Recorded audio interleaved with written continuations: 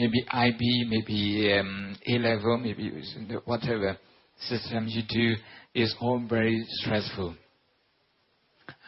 For that, you actually need a good stress management strategy.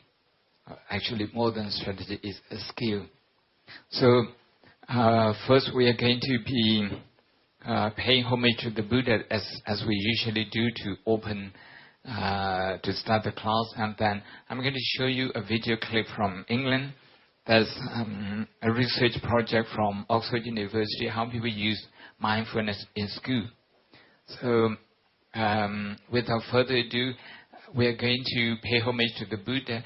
Would you all like to stand up and say together, Namo Tassa? Okay, your palm together. Hold your palm. Namo Tassa Bhagavato Arahato Samma Sambuddhassa. Namo Tassa Bhagavato Arahato Samma Sambuddhassa. Namo Tassa Bhagavato Arahato Samma Sambuddhassa. Thank you. Please be seated. Please come here. Join them. Only two of them here.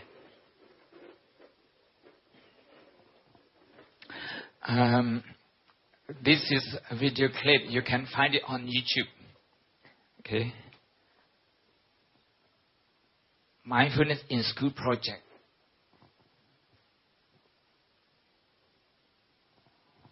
The sound.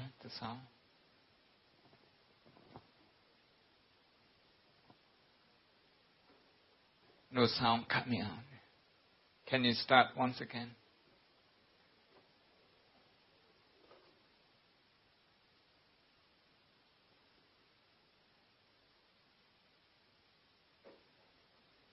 At Oxford University, there's a center called Mindfulness Center, Oxford Mindfulness Center, where people use meditation and clinical psychology and neurology, okay, to research.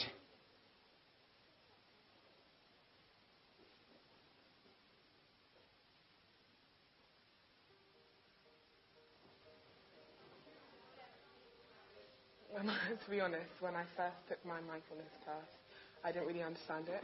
Because, you know, you hear about those, like in the news and stuff, you just think it has no relevance to you. So I just wasn't paying attention at all. I was just, like, talking to my friends and doing whatever. And then, like, the second mindfulness class, I actually found it really, really helpful. And I started to use it in day-to-day life, like my brother, my homework. Once you've done your homework, you just need a break, so you can't just lie down and sleep. It only takes like 10 minutes, so it's enough just to relax your brain. So mindfulness is essentially about attention, and it's about being able to attend to whatever we choose to attend to and inhibit things that come into mind. I'd say my best definition of mindfulness, it's not about developing fantastic meditative skills that you can sit for 3 hours and not engage in the world, but actually that allow you to recognise that emotional states are able to be controlled. I'm a clinical psychologist by training. One of the things that is most striking about teaching mindfulness classes, I teach them within the NHS to people with recurrent depression, is it's incredibly energising. So there's a lot of enthusiasm around mindfulness. There's interest in the media, there's interest in Westminster, right the way throughout the system. And what we're trying to do at the Universities of Oxford and Exeter and Bangor and other places is begin to make sure that some of the really fundamental questions we have around mindfulness are underpinned by good science. Last year what we did was we ran a feasibility study with 522 young people in secondary schools, and what we found was that levels of stress and low-grade depressive symptoms went down in those who received the mindfulness training compared to the control groups. And what was most interesting about this study was at the time of greatest stress in the exam period, the difference between the mindfulness schools and the non-mindfulness schools became larger. So people seem to be able to use the mindfulness most at times of greatest stress. when you know that it actually works, you will actually do it to try and help you. You won't just be doing it because you're told to. It's just another thing that you learn that can help you. Like, you know, when you first learn maths, you know, an equation, it helps you for your test. Or when you first learn science, it helps you for this, helps you for that. So I think this was an all-rounder and it helped you for everything. You never realise how actually loud and like noisy your life is. You're constantly talking, someone's shouting somewhere, and you just take a step back and realise, wow, how have I been doing this for so long? In mindfulness, we were texting each other, .B. The dot stands for stop, and the B stands for like just be yourself, be in the moment, you know, and also breathe. For actual texting your friends, so you don't have to say stop, breathe, be. You just say, you know, .B, which I think is quite smart to do. So like when your friends are saying, oh, I forgot to do my homework, you can just say .B. They love going home and teaching their parents about what they've learned. Mindfulness has been very well received among staff and teachers within the school, within the academy. The next step is we will need schools to help us roll out mindfulness interventions in schools. I would say to schools who've heard about mindfulness and are considering introducing it, don't start with a blanket approach. That starting with staff will prove its worth, and sharing that with children becomes much more natural. As a child, I was incredibly anxious. I would have minor panic attacks about spelling tests. I would dread school, and I would find it difficult to sleep, quite highly strung as an 8-year-old. Luckily, I've grown out of that quite a bit, but also mindfulness has played a huge part in that. Being able to just unwind me from the ball of stress that I allow myself to become. Just think, right, take a moment, it's not that bad, it's going to be okay. So having that as a child in school would have done wonders for me, I think.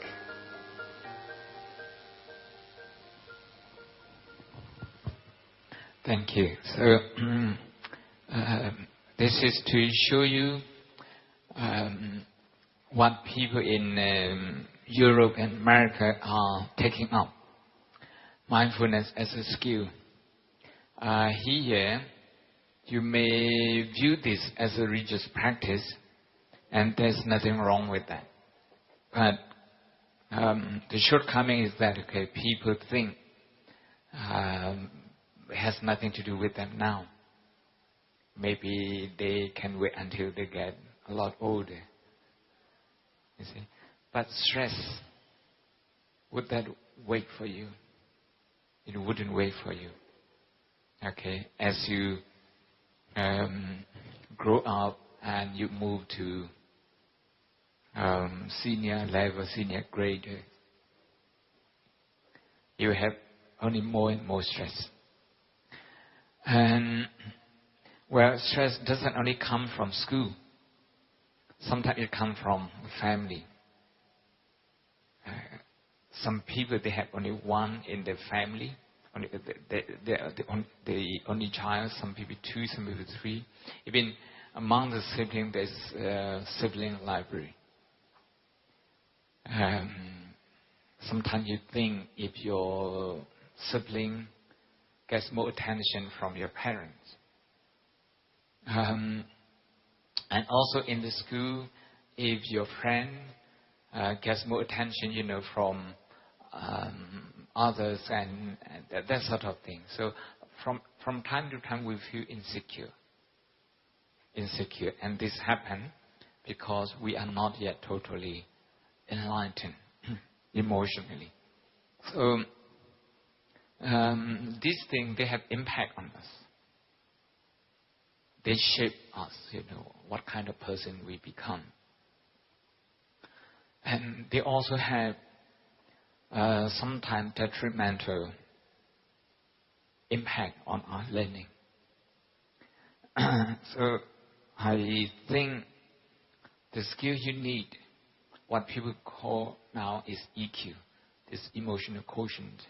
You know how to manage your emotion, to get to know your emotion, what are your emotion, and then to try to manage them. I'm just going to write down 2 words here.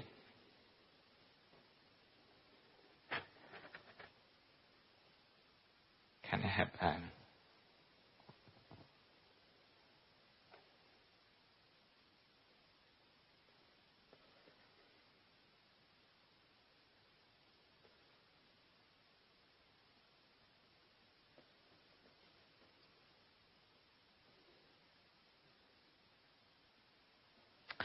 I have written towards your self-awareness and social awareness. I'm talking about EQ. I'm talking about emotion.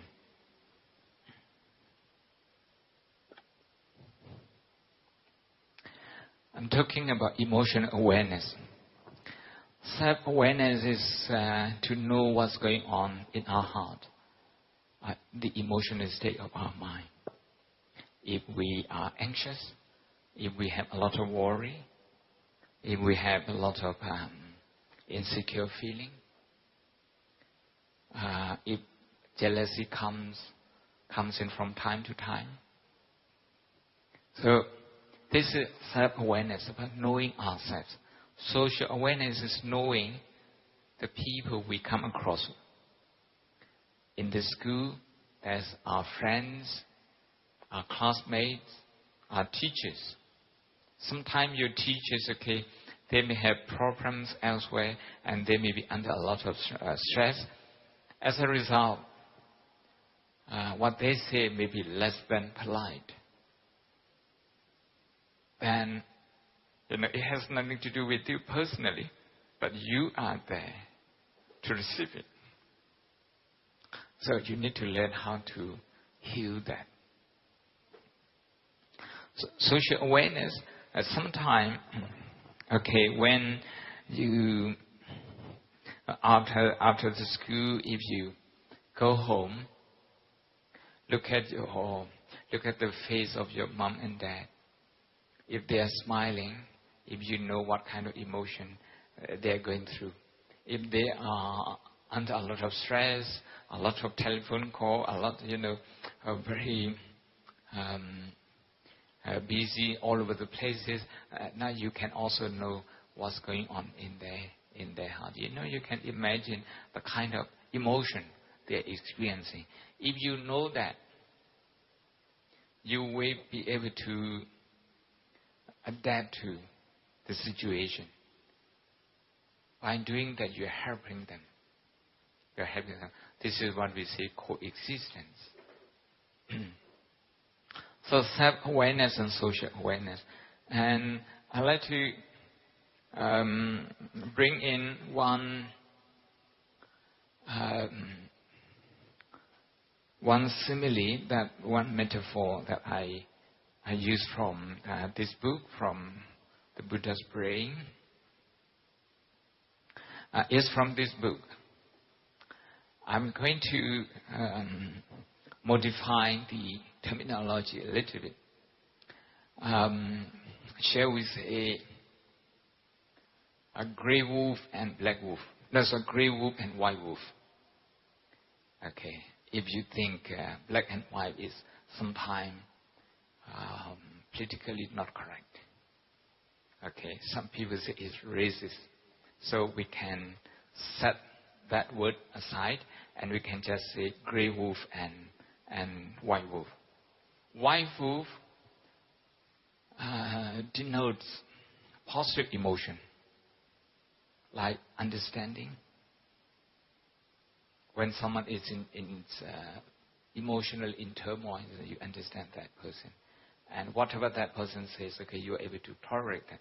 So there's a lot of positive emotion in that. Resilience is again another. Resilience is another positive emotional quality. So here, the psychologists say we have two wolves inside. The Buddha would say, in Burmese, he say kudu akudu. Psychologically, you can translate this. We have two wolves inside. We have the white one and the grey one. The white one is the skillful one. Actually, the word kudu in Pali means skillful one. Skillful mind. Skillful mind means if you say something less than kind, it's not very, directly, not very kind to me. If I know how to receive it with understanding, maybe you're under stress, maybe you're suffering from something, and if I understand it that way, I don't feel hurt anymore because I understand you. That's called skillful mind. If I don't have that skillful mind, I'm going to say, why me? Why are you saying this to me? And maybe, okay, I will reply in maybe using a harsher words, That's what people do. They think if you don't take any revenge, you're weak. So two kinds of wolves in our hearts. One is the white one, the skillful one, the positive one. The other, the gray one. The gray one is all the negative emotion. Anger, jealousy, worry, all those things. Okay. We are going to do a bit of meditation, and after that I'm going to distribute one book to each group so that you can select a passage from this and discuss among yourself. You can select any passage from the book that you're given. Okay. I hope I have got enough books. If not, maybe one or two more short. That's okay. So first we are going to do some meditation. You have seen how people do meditation in the school. Now this is a school environment, and we are going to be doing this. I like to consult with you. Okay, your is the most senior class today. The most junior class, okay, they meditated 4 minutes. 4 minute session. And the second one, they meditated 8 minutes. So how long do you think you should meditate?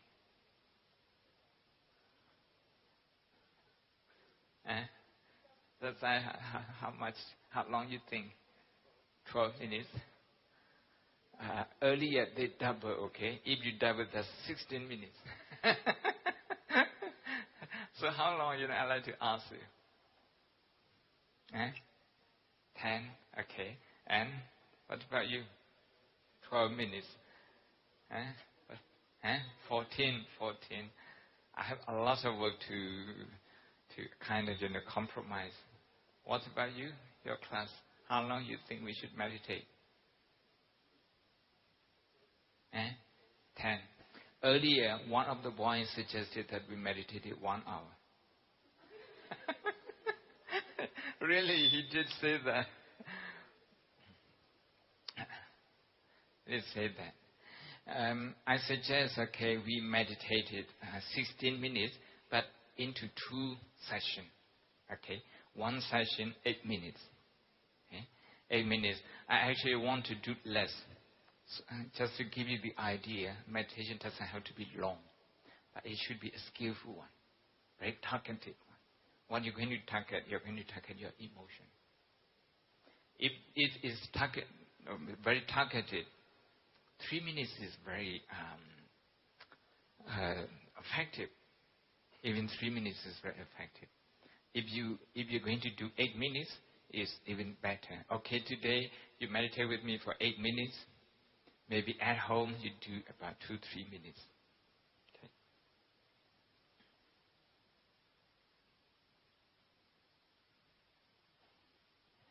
Okay. So, as you sit on the chair, so please put your both feet on the floor and put your feet together, and then keep your body upright, straight.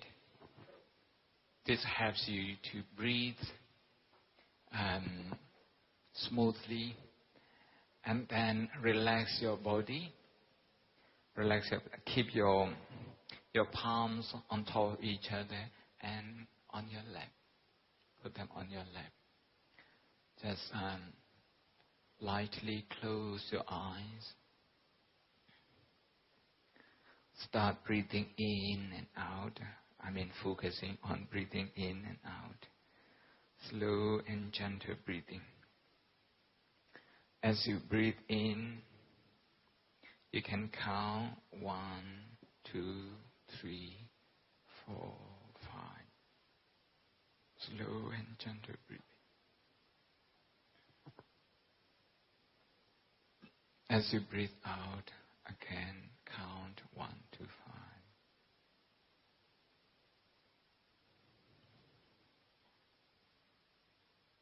This is to practice attention. Meditation is the art of attention. As you breathe in, you can feel the air going into your nostril. You breathe out, you can feel the air again.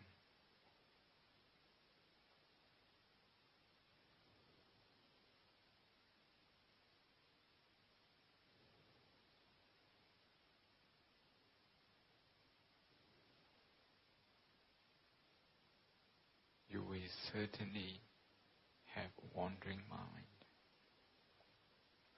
Your mind will start thinking about tomorrow, maybe about your homework, your exam. That's okay. Don't suppress your thought. Do not suppress your thought. Instead, be gentle with your thought.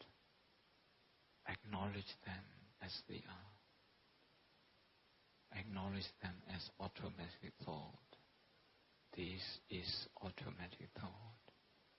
This is automatic thought. And then return to the breathing. The awareness of breathing. Breathing in and out. Slow and gentle. Counting 1 to 5.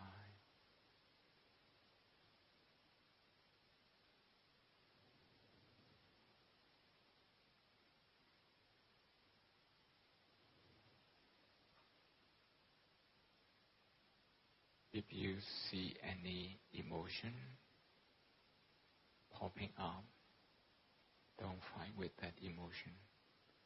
Don't try to chase it away. Instead, we use mindfulness to acknowledge it, to accept it, to pay sufficient attention to that emotion. If there is worry, register that this is worry, this is worry, worry is like this. Just go through that experience mindfully.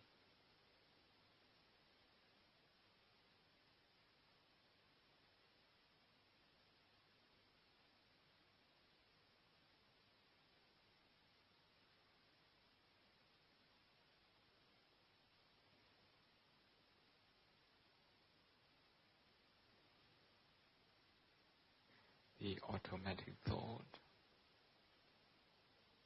the emotion associated with them, they are your meditation object. They are the function of the mind. No need to fight with them. No need to run away from them either. Instead, acknowledge them with compassion. Acknowledge them with understanding. Reassure yourself it's okay. It's okay to have wandering mind. It's okay. It's also okay to have emotion, positive or negative. It's okay. Breathe in and out, slow and gentle.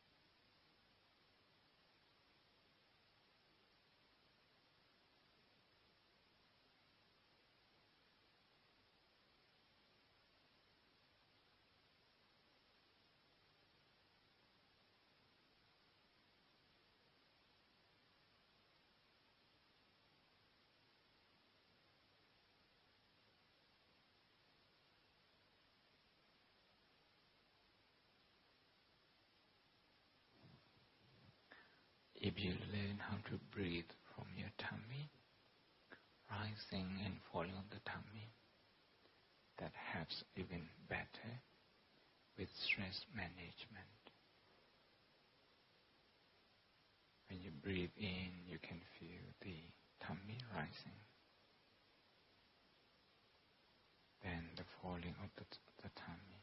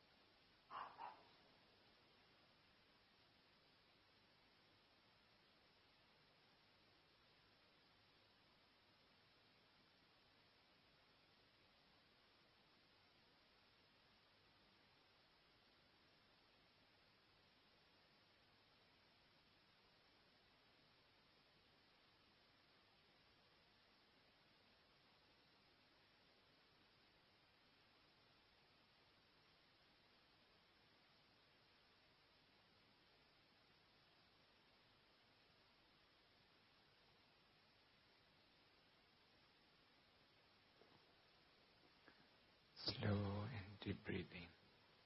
Every time your mind wanders off, remember to bring it back to breathing.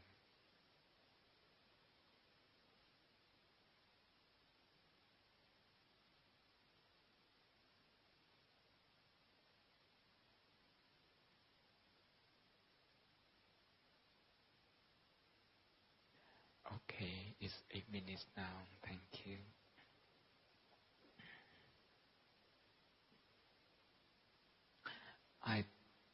We're going to distribute books to you. I don't know which book you will get, but okay, one table, one book, so that way.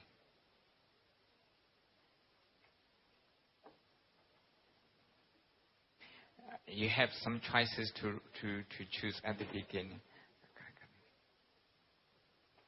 Some we have to start from the back.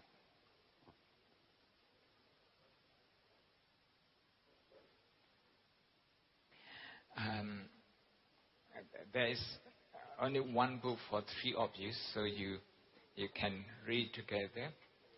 Just and then select one passage or one sentence, whatever you agree. Discuss about that, and then I hope you wish to share with the whole class. And if you have any question about what you have chosen, the passage you have chosen, I'm very happy to help you.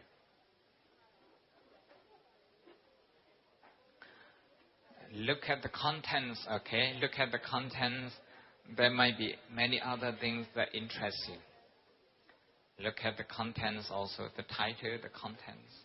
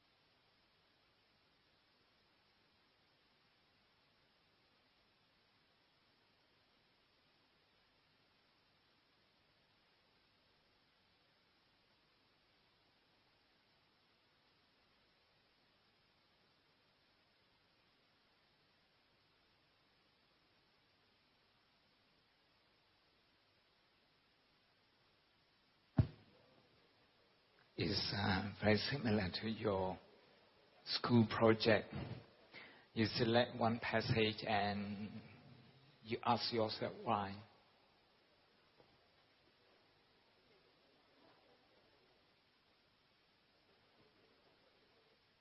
You can relate to others, how it makes sense to you.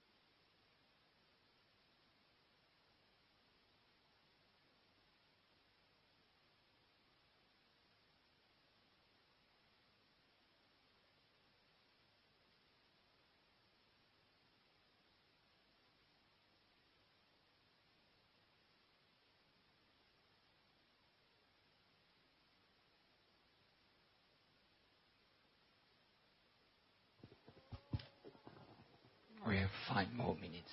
Okay, 5 more minutes.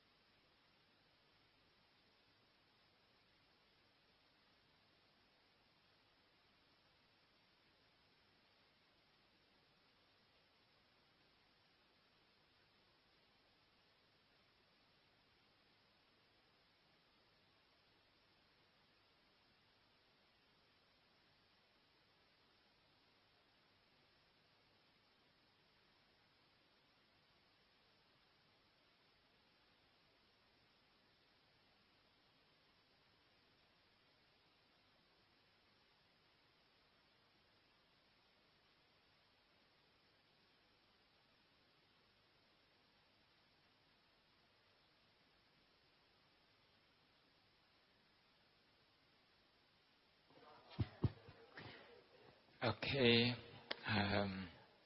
are you ready? If you would like to come to the front,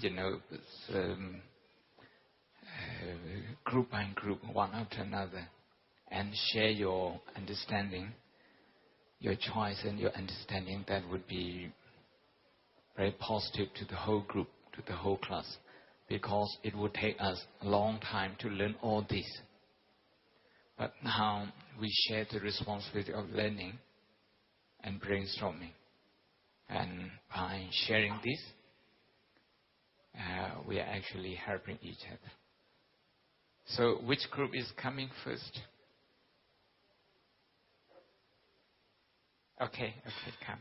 Can come, please come. No, I meant your group.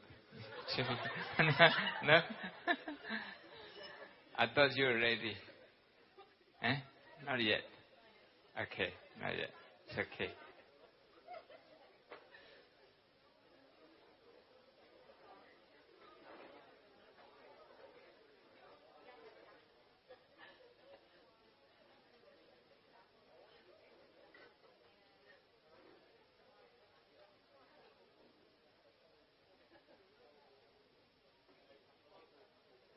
Okay, please come. Come, please come. You can join him, please. Come as a group, please. Which way you're coming out? Maybe you need to...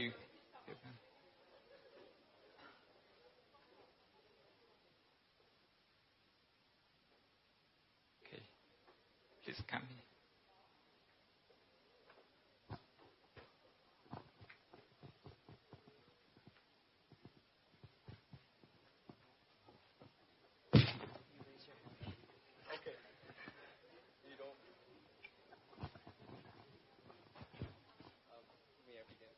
Yeah, you can begin. You can introduce the book and your choices. So we read the book called Mindfulness, Emotional Intelligence by Harvard Business Press. Yeah. So we went with the chapter on the avoidance risk. And we believe that mindfulness should not be used to avoid problems, but rather enhancing your abilities to think such problems, to tackle such problems. And we should not accept life in its own terms. I quoted directly from the book. And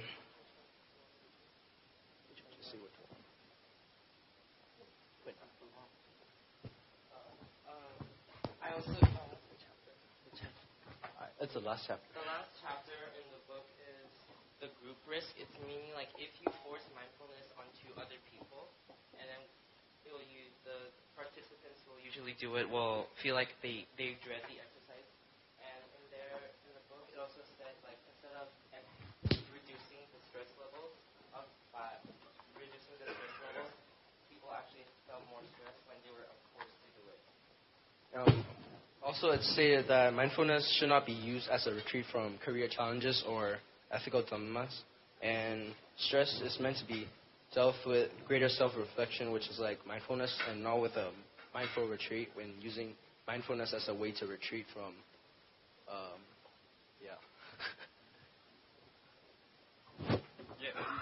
I think you have made a very good point.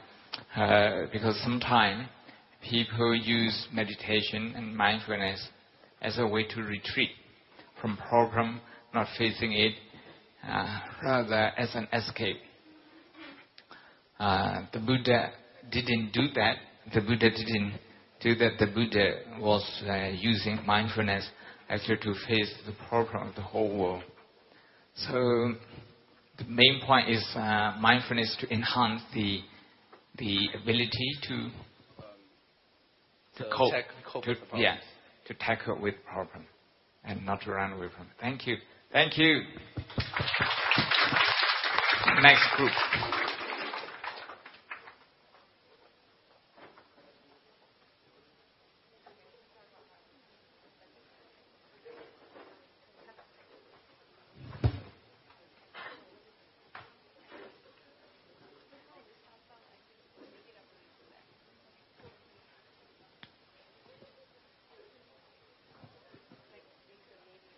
Who will be next?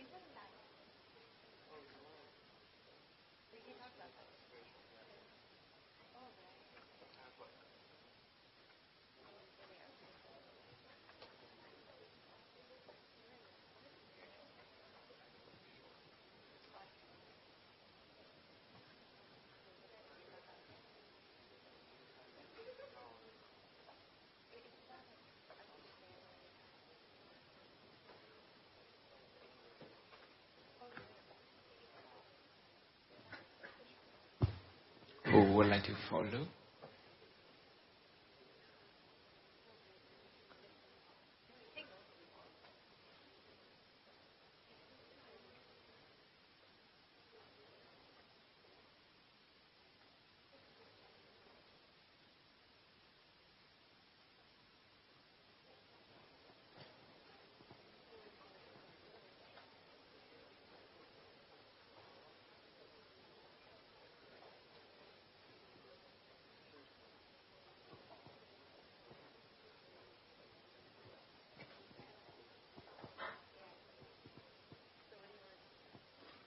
Okay, please come. Please come.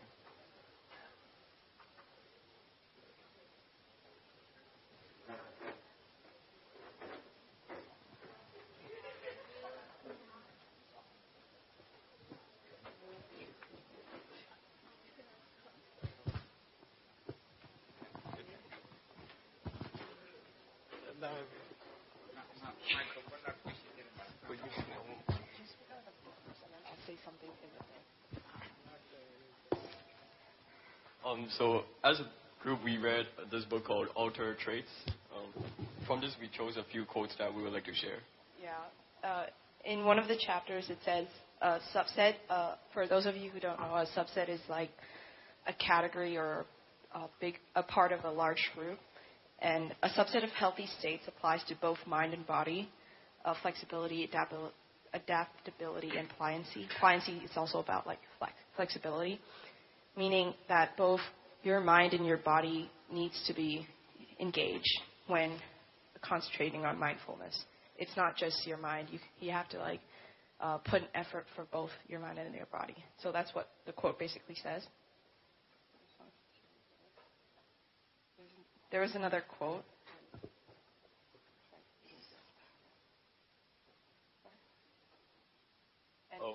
There's another quote we chose. It's, God grant me the serenity to accept the things I cannot change, courage to change the things I can, and wisdom to know the difference. So it's basically talking about how it's not like a quote directly from the book. It's about how someone said, one of the authors of the chapter, I think, stated this quote. That was their opinion, and it's about how you can't just accept everything that comes to you just because God says it. You need to try understanding it. You need to try thinking about it deeply. So that's basically it, and you need wisdom in order to determine if it's correct or if you should believe in it. Thank you.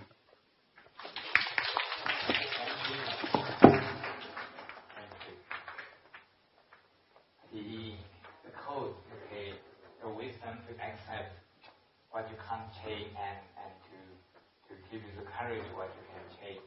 Actually, both of them in mindfulness practice we would call acceptance.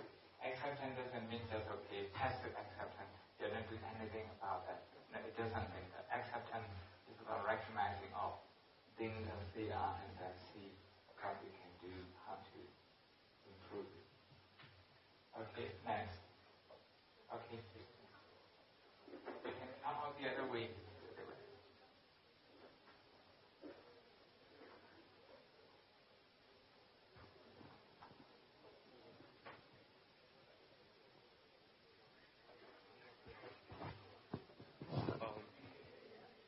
You can introduce the book.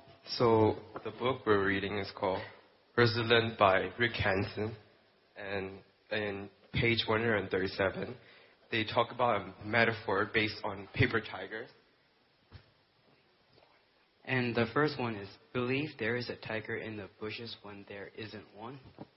The second one is, believe there's no tiger when one is about to pounce. So the first one basically is put it in like a situation we can relate to. Like last week, I was paranoid about a quiz on Monday when the quiz was actually on Wednesday.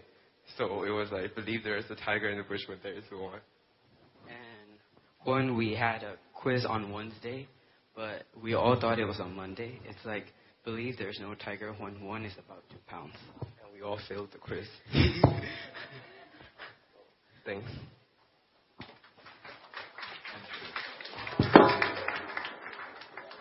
So the practice of mindfulness is to keep in touch with our own thought. If our own thought is actually making things up because of fear, or is trying to ignore something because it's very uncomfortable. So ignoring something that is uncomfortable is like ignoring the tiger which is about to pounce on you. And fearing a tiger that is not there in the bush is like the habitual emotional reaction that keeps creating more and more fear. Okay, next.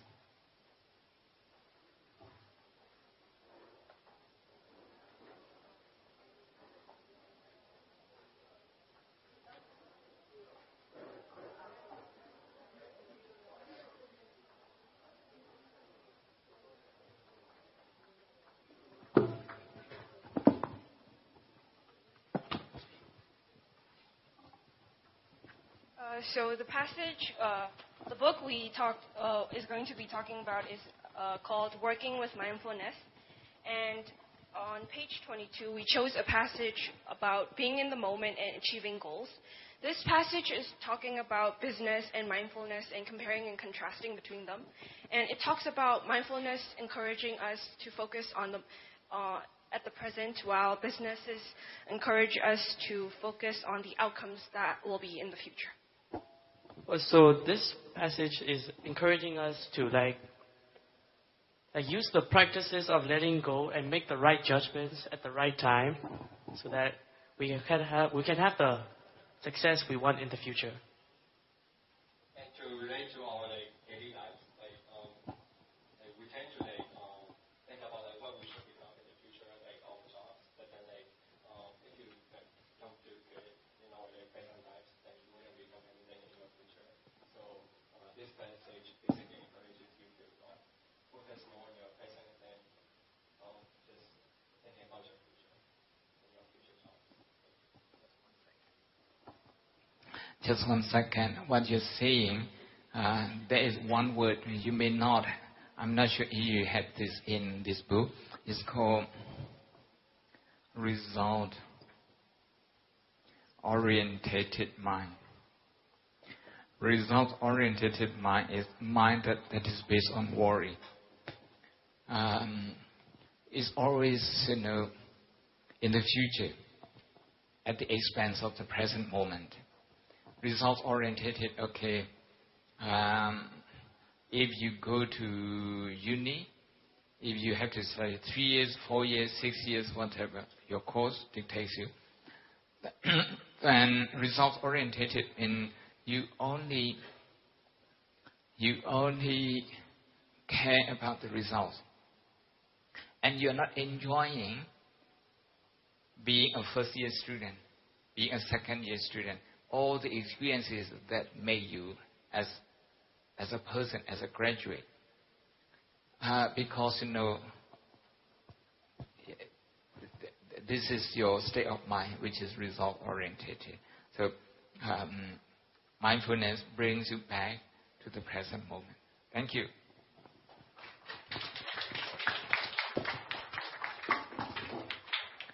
Next.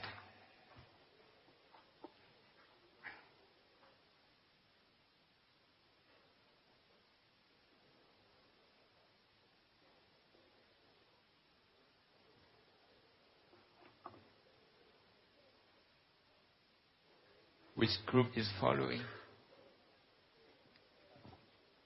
We have 4 already.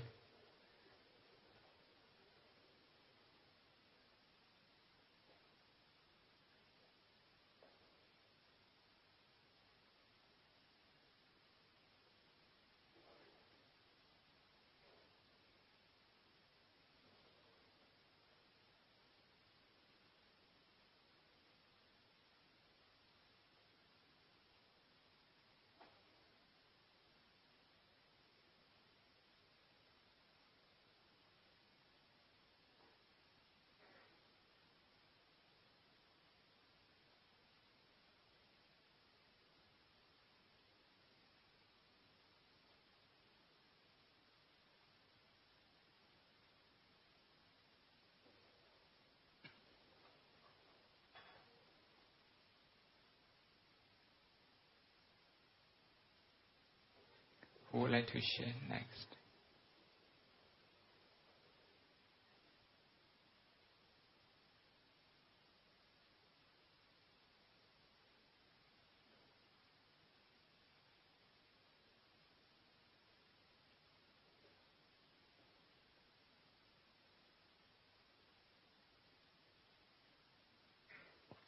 ready? Are you ready? Yeah, please come. Because this book is very good. This book is one of my favorite books, published last year, 2017, Meditation as a Science, by two graduates, two alumni from Harvard, who have become very famous. One of them is the author of Emotional Intelligence. The other is who researches on brain and mindfulness. Yes.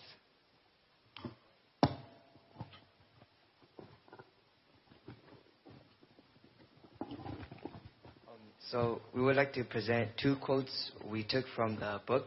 The first one is, our experience shapes our brains, a platform supporting our theory that as meditation trains the mind, it reshapes the brain. To rephrase this, I think it means that experiences can affect our thoughts and our minds and sometimes disturbs them. So through meditation, it can help reshape and trains the mind and the brain. So the author also told about this quote. So we can now show that the more hours you practice, the greater the benefit. So this also shows that the more hours you meditate, the greater the benefit you get from the meditation. So the book basically talks about how meditation can repair the life experience that you had. For example, if since a child your parents have passed away in a car accident, then meditation would help repair that over time, and it helps reshape your mind, I guess. Yeah, thank you.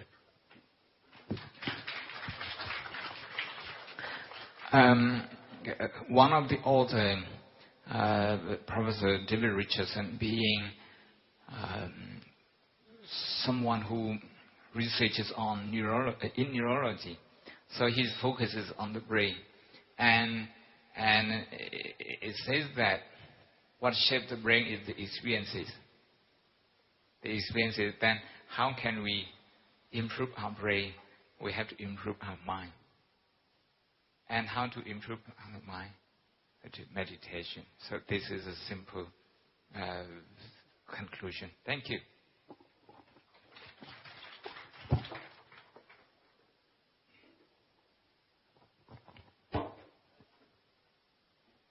Okay, next. Who would like to share their work?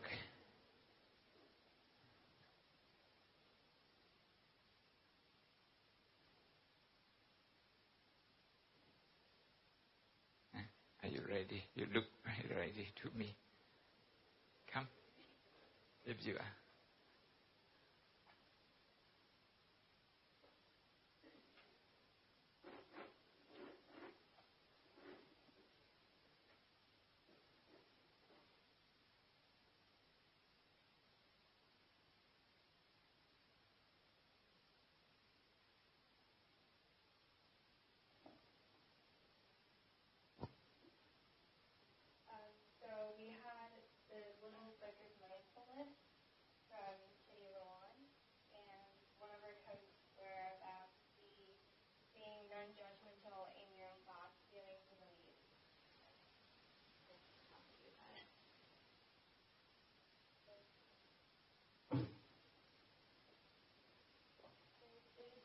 Sometimes to let things be just as they are and allow them to be without criticism.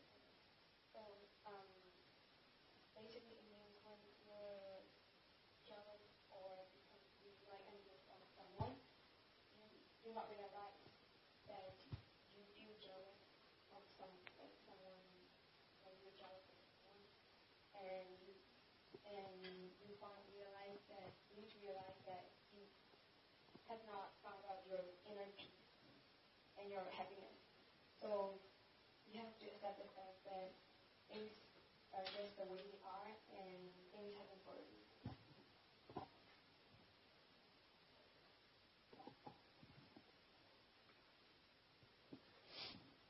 So we found another quote too, and it says that be mindful of how you behave towards other people. So basically this talks about staying in the moment. Like, for example, like it says that you should concentrate on listening with other person, like listening to the other person rather than focusing your thoughts on what you're going to say. And this goes with many aspects in our life. For example, in the discussion we just had, we're talking about the quote, like we're discussing. And there it's important to listen to what other people are saying too, rather than just focusing your mind on what you're going to say. And it also can go with like when you're having an argument with someone. It's important to listen to what other people are saying because sometimes it can be like a misunderstanding. So yeah. So for our last quote, we had this quote from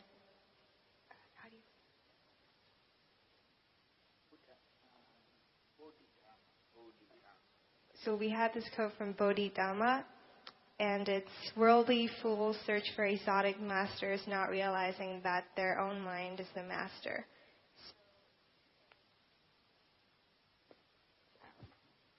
So if you were talking about, say, inner peace, and you want to obtain inner peace, and you look for somebody that already has inner peace, and you try to get them to give it to you instead of trying to look for it within yourself. And I think that's really important to know. Thank you. Just 1 second. Just 1 second. I like to add one more thing. When you say about non-judgmental, this is a very important aspect of mindfulness meditation, or what we say the DPhil in Burmese. Non-judgmental means not to add any value to it, good or bad. So if you feel jealous of someone, you just focus on this is jealousy. Jealousy feels like this. You just go through that mindfully. You go through that mindfully. You're not blaming yourself. And you're not blaming the other person. You see? When you're blaming yourself, the other person, you're actually adding a lot of value to it. So this is to say no value added to focus, or rather to just trying to see things as they are. And they are in Burmese, from time to time, if you later in life you will come across this word. They take from Pali, and this word is translated into the Yatha Buddha. That means things as they are. Okay, thank you.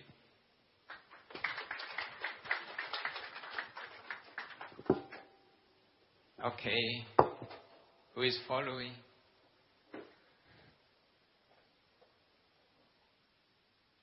Okay. We are learning a lot from each other. This is wonderful.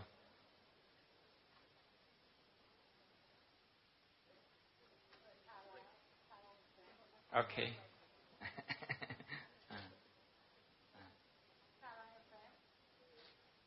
Not yet. Okay, you can wait a little bit more.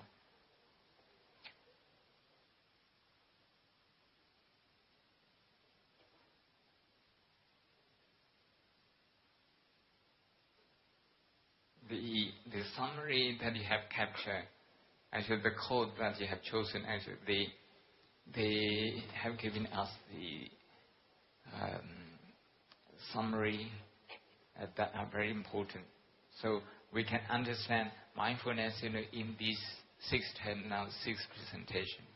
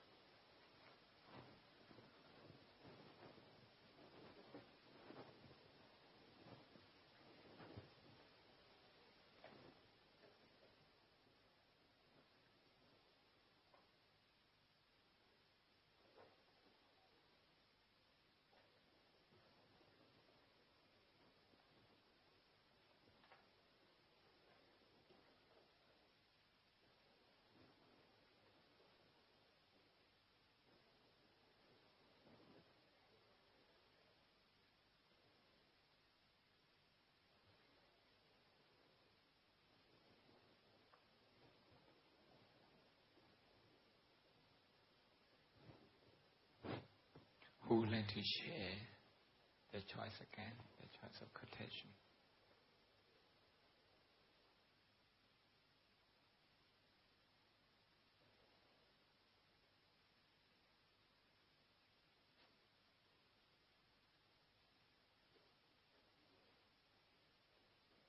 What about you? Are you ready? Are you ready? Not yet. Okay. What about you? Not yet. What about you? You're done. Are you okay? Ready? Not yet. Okay. What about you?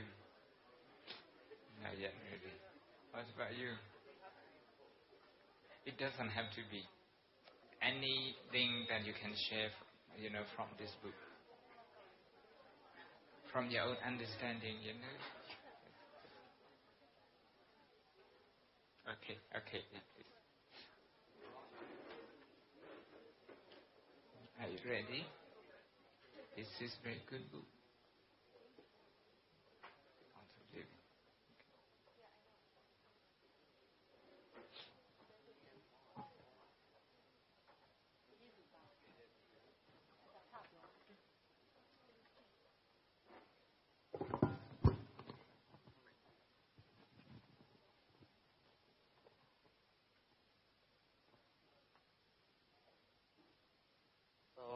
The book that I read was Meditation and Mindfulness, and the title was The Zombies.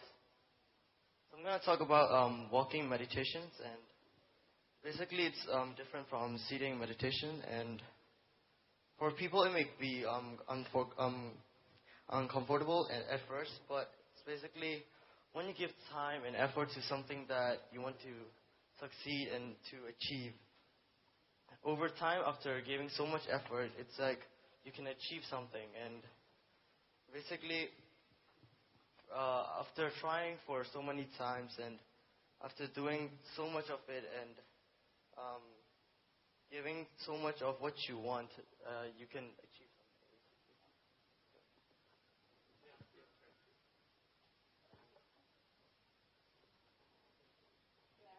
I actually have a question. It says in here that walking meditation should not be a replacement for sitting meditation, and sitting meditation should not be a replacement for walking meditation. So I wanted to know what makes them different, and is meditation the only path to mindfulness? Well, if you understand meditation broadly, we may say yes.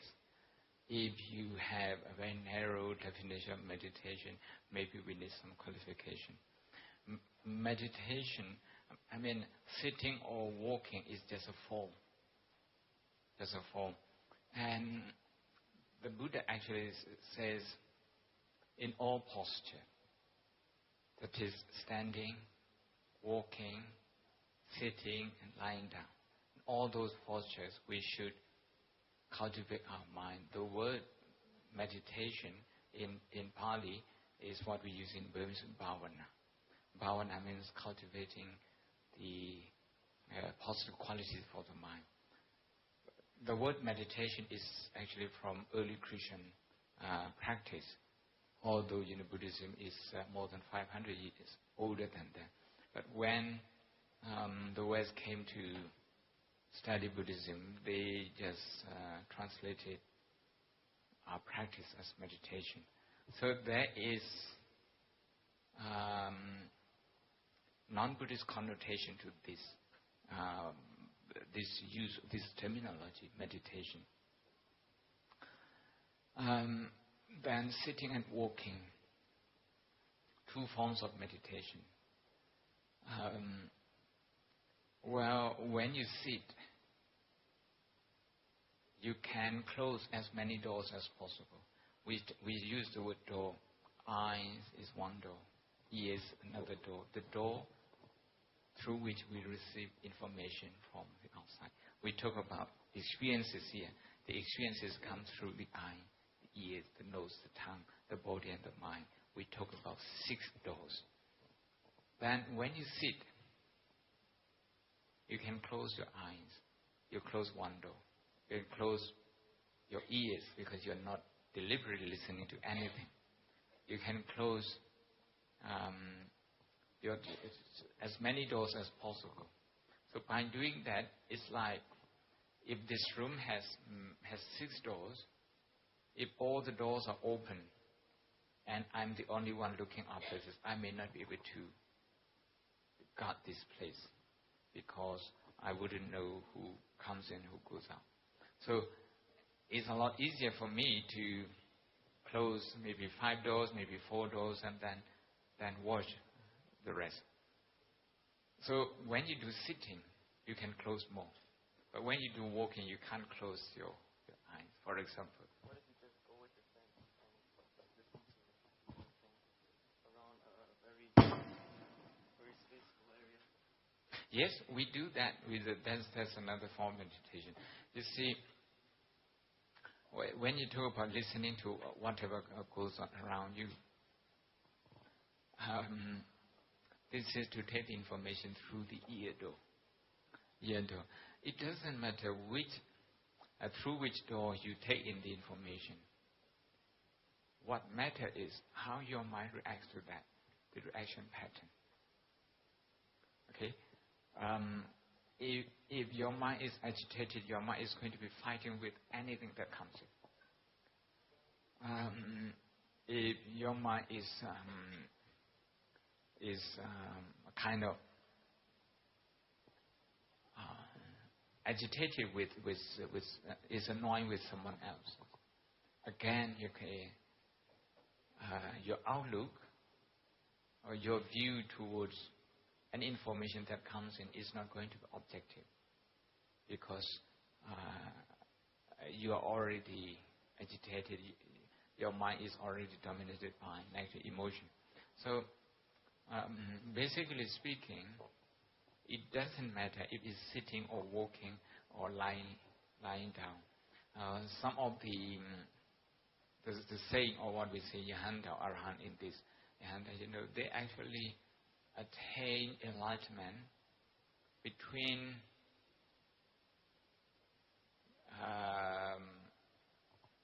when they were lying down, one of them, before his head touches the pillow and his feet are already up the ground. So which posture is that? So it's not sitting, it's not walking.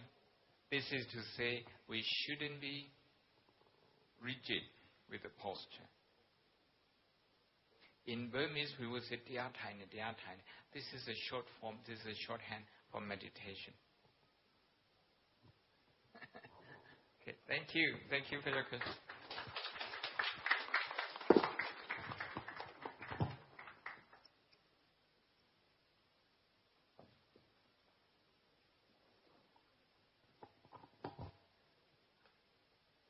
Okay, who's joining me for next?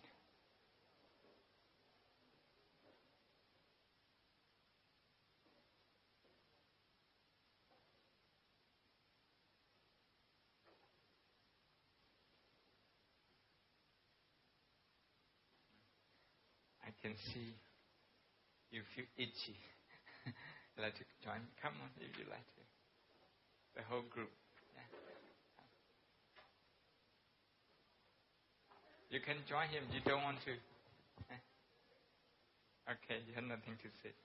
Okay, so I would like to talk about balancing your heartbeat. And it is said that a regular heart rate has small changes in the interval between the beats. So basically, it means that when you're feeling depressed, sad, then you feel pain, which is like maybe I think the decrease in your heart rate. And when you're like happy, then maybe your heart rate will increase. What I'm trying to say is that it's not only about the heartbeat, it's like your feelings, emotion, the change in your emotions, like anxiety, dread, worry, greed, and maybe if you recognize your fear or anything, then maybe you could manage it, like meditating, talking to the people around you, and relaxing your body. this ties in with the earlier presentation of mind and body. If the heartbeat is the body, emotion is the mind, the function of the mind. So this is to show the relationship between them. And sometimes by detecting the symptom in the body, you can actually improve your mind. Sometimes by focusing on the mind, you can actually understand the body. So this is about interdependency between the mind and the body. Thank you. Thank you. Thank you.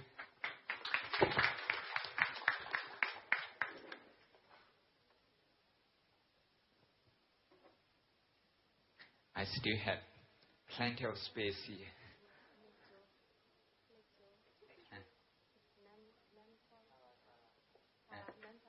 Okay.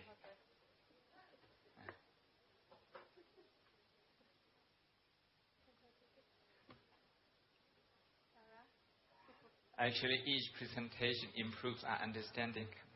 I'm very grateful to you for your effort.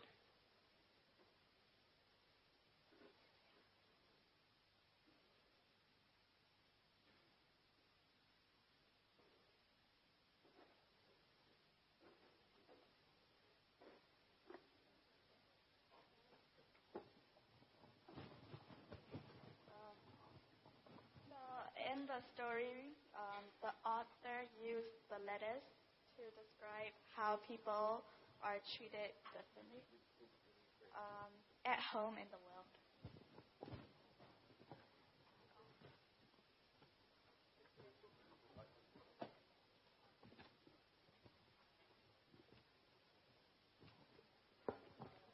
At home in the world. This is to feel at home wherever you are in the world.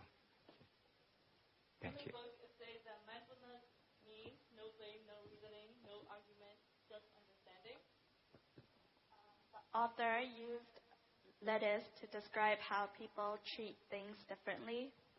And in the book, it says when you plant a lettuce and it doesn't grow, you don't blame the lettuce. Rather, you try to care for it and understand it in order for it to grow. And the author related this with our friends and family. When we have problems, we tend to blame the other person without understanding them. Thus, we don't know how to take care of them, and that doesn't grow well, like the lettuce. If we try to understand each other like we understand the lettuce, everything will be better. Thank you. Thank you. This is mindfulness.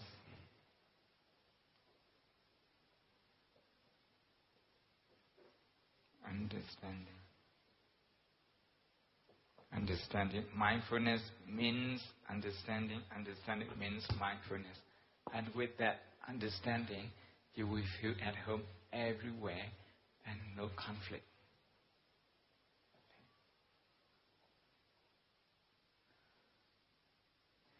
Anyone? Any group joining them?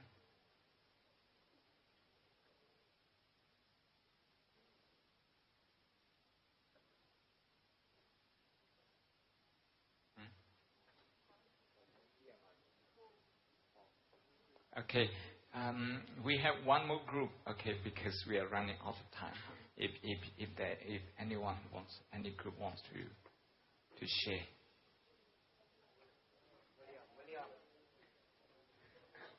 Huh? Come on, if you have already prepared. Oh, over there. Okay, please come.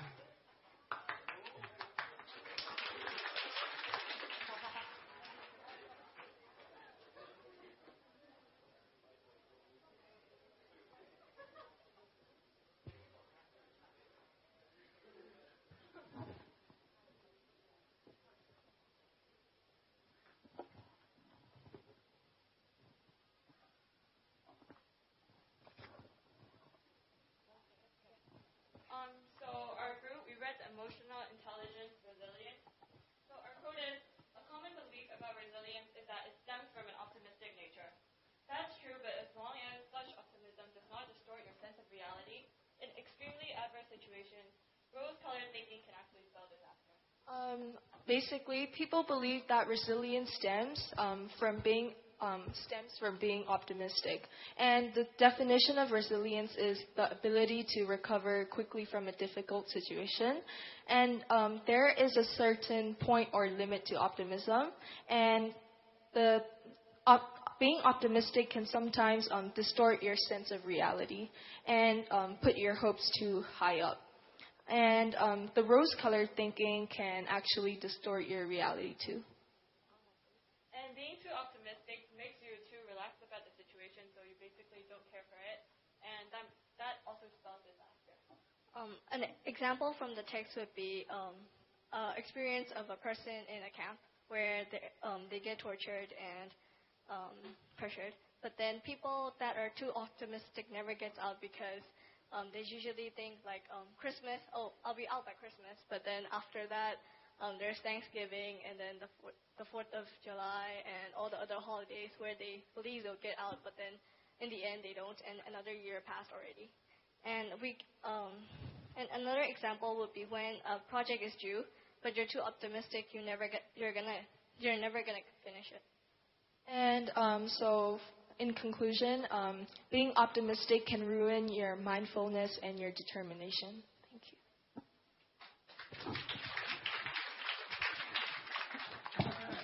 This is, we have to understand this in the sense of optimism and pessimism. Both of them can be too extreme. So, realism, that one of the early presentation talks about there's tiger, whether there's real tiger or not in the bush, we should be able to see this. And without seeing, without any evidence, if we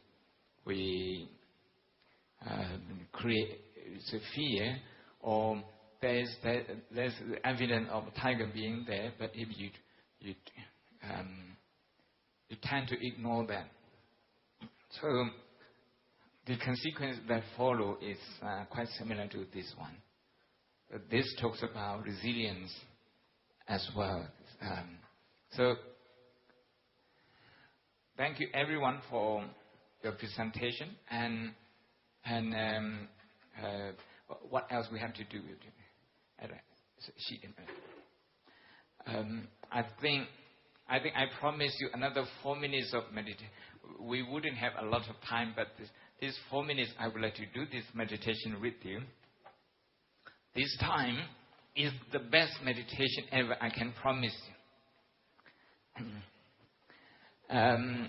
I have been talking about this all over the places. It's called 80-20 theory. 80% in your life is going on well, actually very well. 20% needs improving. But you spend 80% of your energy on the 20%. And so by doing that, you're actually multiplying your problem 4 times that it is. Then you only pay 20% attention to your success, which is 80%. By doing so, you're reducing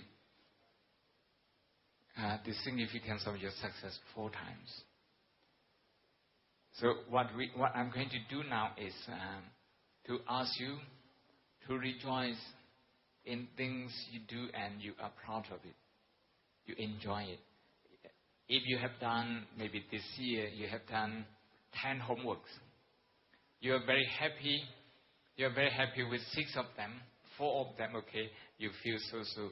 Then focus on those 6, just to develop positive feeling. People don't usually do this. What occupies their mind is what has not been done. Okay? If you focus on what has not been done, your mind is constantly in the future. So to bring your mind back to the present, one of the ways of doing this is to focus on things that you have achieved. If you are in grade 9, then you have done, okay, at least 9 years, 10 years, and you have success, you have accomplishments in those years. and you can look back and then be proud of yourself. Of course, being proud of yourself, that's not enough. You need to be proud of your family members as well. Usually, as family members, your relationship is based on expectation.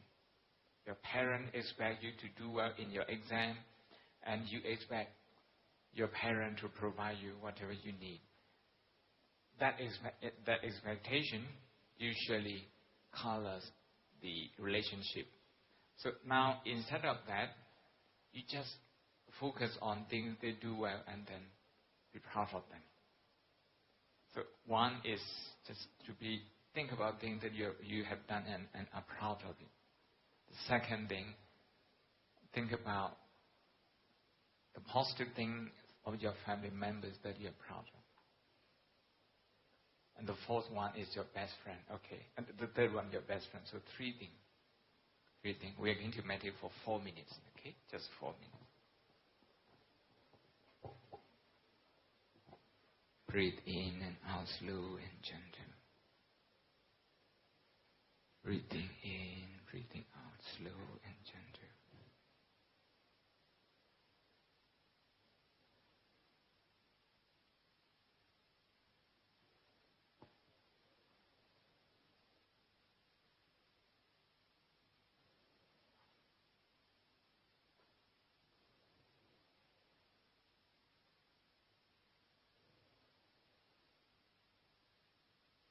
You can start thinking about positive things now.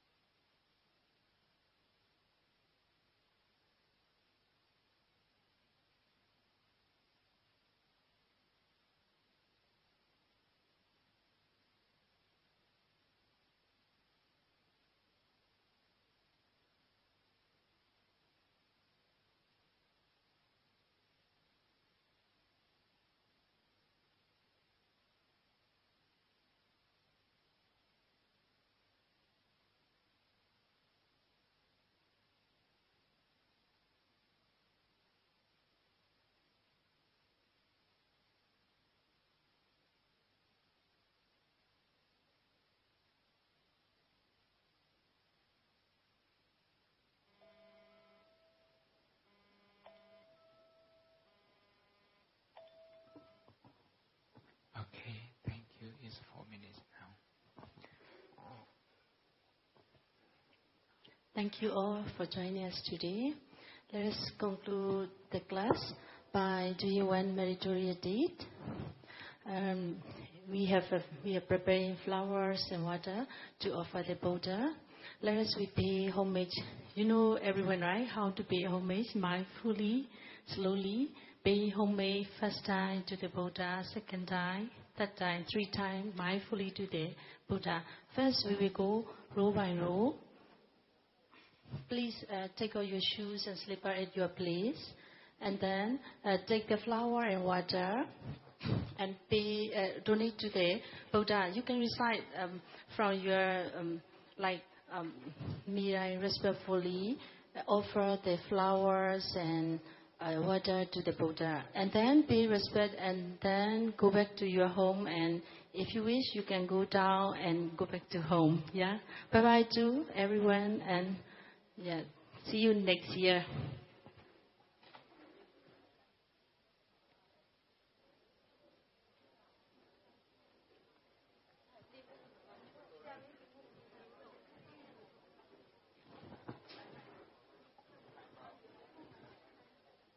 One by one, please.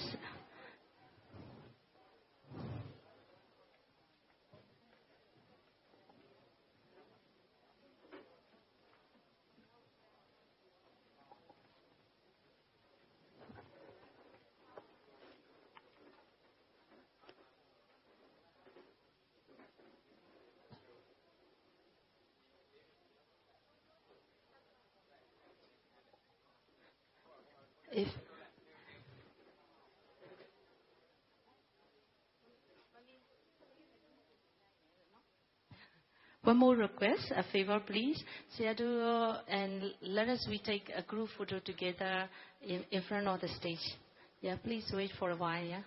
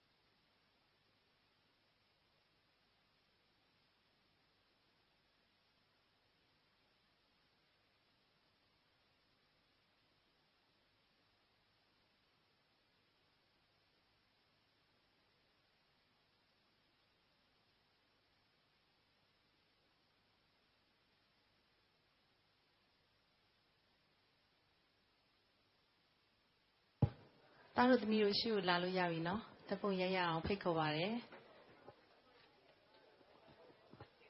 May I invite you all to join the group photo session.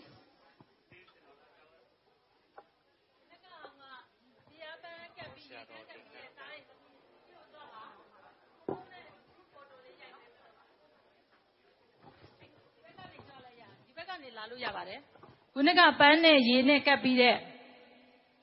Tari the meeting, she would job. Homone group photo lay, Matea Yaimaba.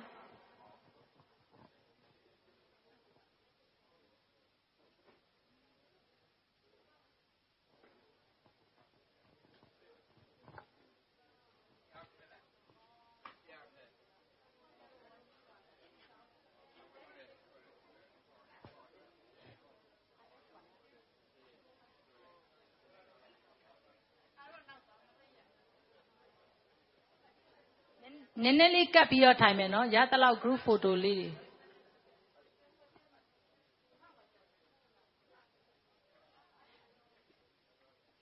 Panaclady took it, no?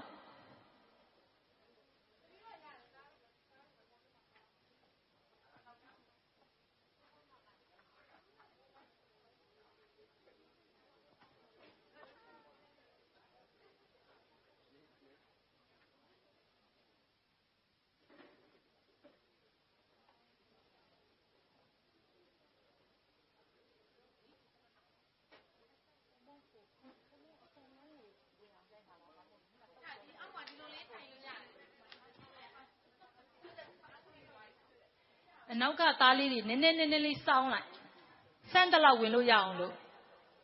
Nene sound me.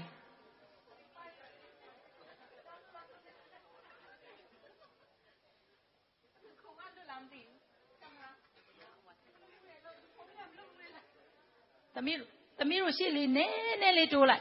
To be Tali, Dijarma, do tall. Tali, Dijarma, Nene, Payneck lady will like. Dijarma do tall. See, debate that when like this will that detail will like Dijada will like sound. Go to a mare, Bomonishima. Galate, Nene Galate.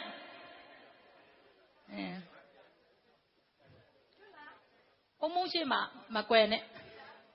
Tali Nene when it down like. Taro Nene got difficult cat. Lo de look. Nene got bound Tali. Taka. The Miru Lalo Yade, the Manaya look there. Done in a gal.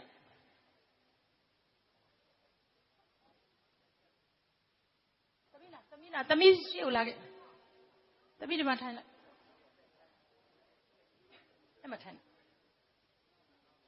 Ninelli Calais, the Minene Calais, the Mili Nene Calais, the Minene Calais. Yeah, Nene Calais, Minene Calais, Matia will yell. The Midibeka.